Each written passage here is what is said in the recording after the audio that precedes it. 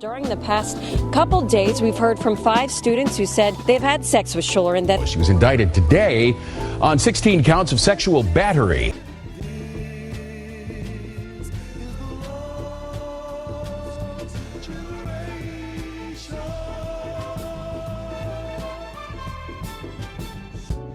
According to the Mason Police Department in Mason, Ohio, in the year 2010, over the course of a 4-month period, a woman named Stacy Schuler had sex with 5 boys who were students at Mason High School, where she taught health and fitness.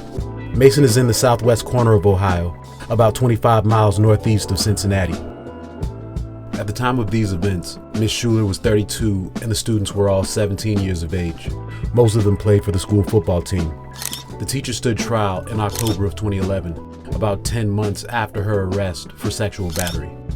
The following narrative is based on police interviews, on testimony that was given at trial, and on publicly available reporting regarding what led up to and what followed Stacy Schuler's sex crimes. Stacy Schuler graduated from Centerville High School in Centerville, Ohio in 1996, and Wright State University in Dayton in the year 2000. She was a student teacher at Fairmont High School in Kettering from 1999 to 2000. In the year 2000, she took a job teaching health and fitness at Mason High School in Mason, Ohio. By 2010, she was still working at Mason and maintained various other health-related occupations. As a part of her job application at Mason, she wrote that she wanted to teach students about major risk factors for teenagers, including, quote, sexual behaviors that result in disease, STDs, and unwanted pregnancies. In the same statement, Schuler said, quote, today's society has its own standards of behavior, values, and norms that do not necessarily reflect healthy living. She continued, how can a child who is sexually active as a teenager learn about STDs and how to prevent unwanted pregnancies? In August of 2010, just as the school year was beginning, a 17-year-old Mason High School football player, who I'll refer to as Robert, had a counseling session with Schuler. He'd chosen her as his counselor because he was previously acquainted with her, as she had been a trainer for his brother and sister. He spoke with Schuler about some problems he was having emotionally. They continued to converse, and Schuler ended up confiding in the boy, telling him about shenanigans that had occurred among the school administration, such as an assistant principal that had sent her nude photos of himself. The boy said later, after his close encounters with Miss Schuler came to light, that he first went to Schuler's home in the city of Springboro, about 15 miles north of Mason, following a football scrimmage. He apparently thought that he might be able to obtain Vicodin, a strong painkiller, from the teacher. Schuler told the boy that she would not provide him with the opiate, but interestingly, played a bit of a game with him and another 17-year-old athlete who I refer to as Eric, in which she gave them hints as to what her address was. The teens were able to guess right and found themselves at her home that evening. She told one of her male students where her home was located, but only did so in code. Schuler mixed vodka smoothies for the boys, and they all smoked marijuana together. Schuler told them that it was her first time smoking weed. Stacy apparently wanted things to heat up. She became touchy and flirty with the teens, and surprised Robert when she looked at him and asked him cryptically and suggestively if there was anything that he wanted to do. The boys understood what the teacher was getting at. The 3 of them went into Stacy's bedroom, began kissing, and got undressed. That night, the 2 young men would sometimes have sex with the teacher together, other times they'd take turns. One would lay with the teacher, then would come out of the bedroom and tell the other that his turn had come. Then the other would go in and climb back into Stacy's bed. So we're having sex, and then at one point we stopped and went and smoked a cigarette. And we came back and continued. The 2 athletes bedded Stacy a total of 4 times that evening. Each boy lay with the woman twice before escaping the clutches of the woman that had just abused them. The 2 young men went to Miss Schuler's house again 1 week later and engaged in similar sexual activity with the teacher. Recalling the incident later, Robert said to police that he and Schuler initiated sex on the kitchen counter that night before moving elsewhere. Soon after Robert's second interlude with Miss Schuler, he became interested in a girl he knew and decided not to return to the woman's home. Eric continued visiting the teacher. He returned on a total of 3 occasions. Each time he would bring a friend with him, though he would sometimes have to cajole Miss Schuler to allow him to bring the other young men. Had to kind of talk her into it.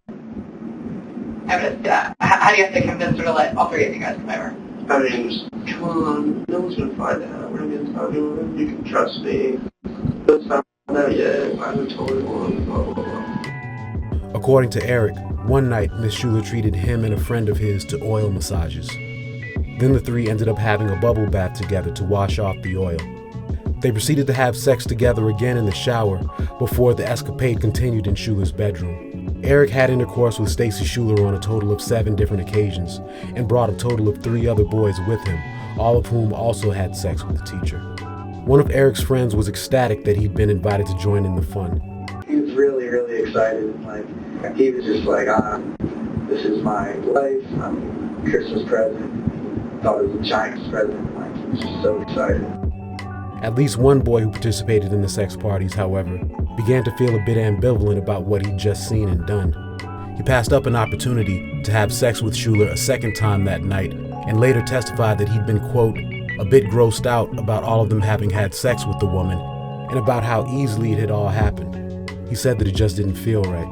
Apparently, during one of the visits, Stacy expressed concern to at least one of the boys that their sexual activities might cause him and his friends some psychological problems in the future. At some point that fall, Eric's friend Robert, who had joined him at Miss Schuler's house on the first occasion, started telling classmates about the encounters. This angered Eric, so much so that he wanted to fight his friend over the chatter. Stacy had to know that the situation was heading towards a bad end. One day, Robert cursed at her in the classroom, among other students, and when it became apparent to him that he was not passing her class, he demanded that she give him an A, or else he'd rat her out to everyone.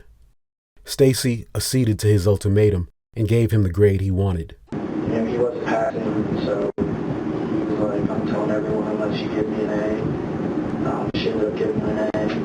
Though all of the young men were above Ohio's legal age of consent, which is 16, state law prohibits teachers from having sex with students. Stacy confessed to and confided in a student aide telling her that she had had sex with one of the teens and that she was about to lose everything. She told the aide that she already had her defense planned out should she end up getting caught and prosecuted. That aide testified at trial and told the judge that Schuler had told her that she was going to, quote, say that she was insane.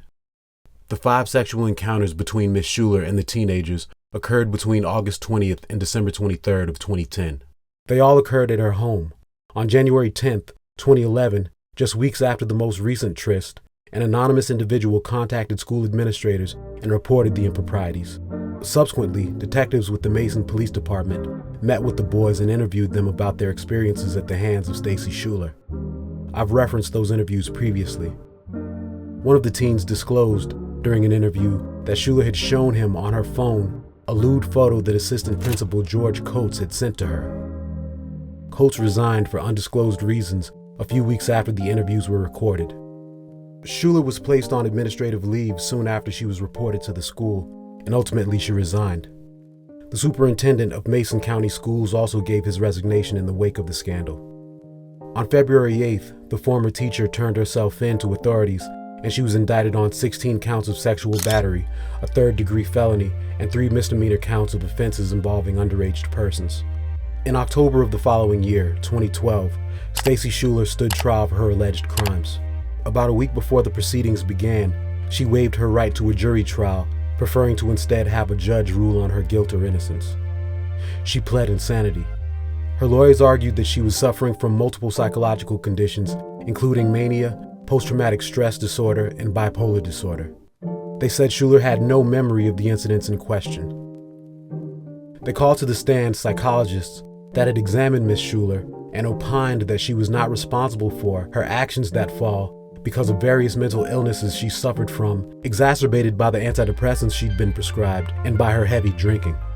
Some people go into a psychotic amnesic state, that is, that they don't have any recollection for an over-the-top response to the medication. During the 3-day trial, the prosecution presented witness testimony including that of Schuler's colleagues and of the boys she was accused of assaulting. The prosecution believed that the testimony contradicted the defense's assertion that Schuler was in a compromised condition at the time of her crimes. Schuler's victims testified in graphic detail about their erotic escapades with the teacher. The defense characterized the young men as aggressors who had taken advantage of a vulnerable woman. Several of Schuler's former students testified of the woman's noble character and good works. They portrayed her as a gifted and passionate teacher who wanted nothing more than to help and support everyone she knew.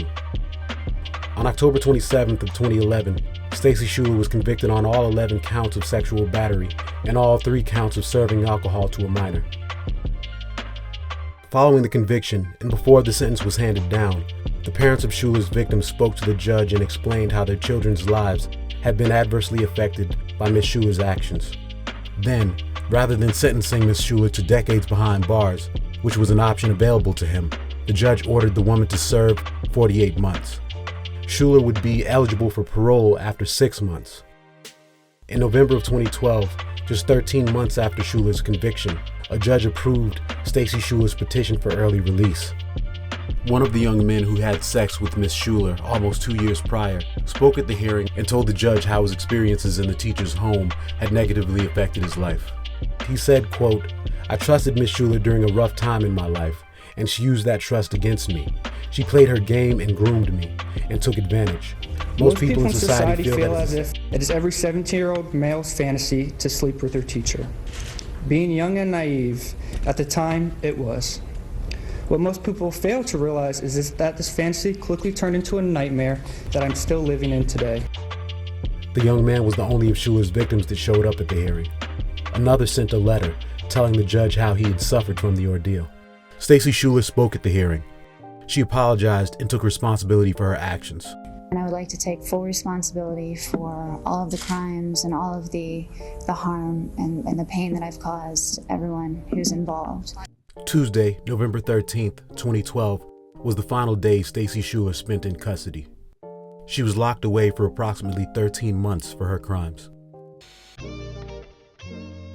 Once again, thank you guys for tuning in. Thanks for liking, subscribing, commenting. Thanks for sticking around to the end. Now, this video was supposed to contain 4 different stories about 4 different teachers.